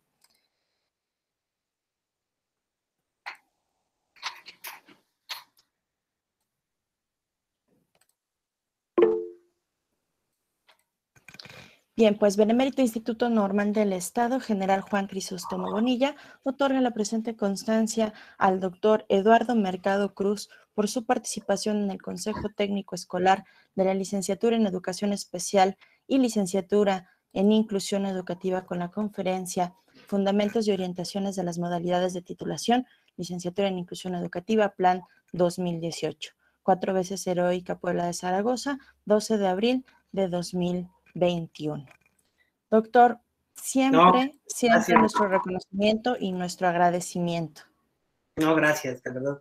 Gracias por su tiempo y su escucha. Ojalá les sea de utilidad y a lo mejor si armamos un intercambio, hagan la gestión con los de Texcoco y armamos como una estancia, una visita. Está grabado, doctor. Sí, pues. Será un placer y un honor para nosotros tenerlo aquí en Puebla, maestro. Un abrazo. Un abrazo para todos, compañeros. Muchísimas gracias por su asistencia. En breve les haremos llegar, bueno, ya la liga para la presentación ya fue compartida. De cualquier modo, en el registro que ya nos hicieron favor de completar, también se los haremos llegar junto con la liga de la grabación de la sesión. Muchísimas gracias a todos. Muchas gracias. Un abrazo a ustedes allá en Puebla y a todos los colegas. Vi algunos de otros estados. Me dio gusto verlos por lo menos por este medio. Un gran abrazo. Y seguimos. Muchas gracias. Muchas gracias a todos. Muchísimas gracias. Gracias.